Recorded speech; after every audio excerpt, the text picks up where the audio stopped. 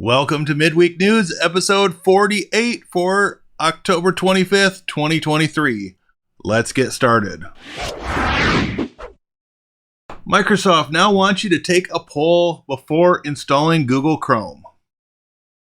Full disclosure, this only happens if you download Chrome while you're running Edge. You can completely avoid this by using Winget or Chocolatey to install Chrome.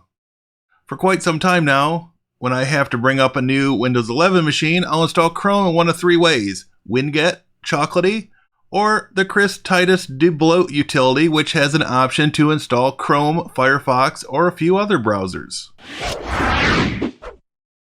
Protect SSH with Fail2Ban, a beginner's guide. For those unfamiliar, and especially those new to Linux, you would do well to become familiar with the Fail2Ban utility to protect your SSH server.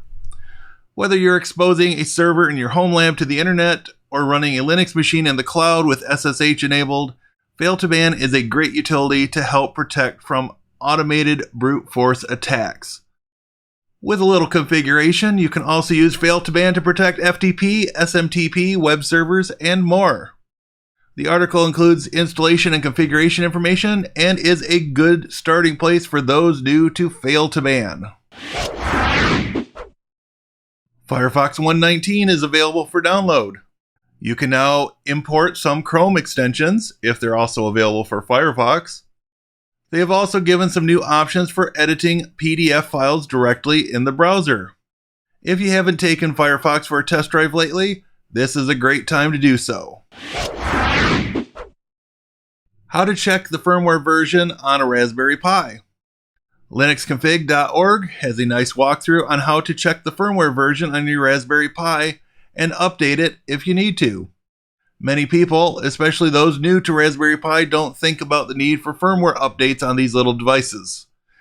In the spirit of October being Cybersecurity Awareness Month, now is a great time to verify your Pi firmware is up to date. Apple has announced an event for October 30th. The event is expected to focus on the release of new Macs. Don't be at all surprised to find the new M3 processor making its public debut at this event. Anyone can tune in live via Apple's website, YouTube, or the Apple TV app. Qualcomm announces Snapdragon X Elite for Windows. This chip is supposed to bring Apple M2 level power and efficiency to the Windows masses. It will be interesting to see if machines based on this system on a chip will sell or not. They might just be the perfect thing for students on the go who need battery life over sheer power. And last but not least, MAME 0.260 has been released. For the uninitiated, MAME is the Multiple Arcade Machine Emulator.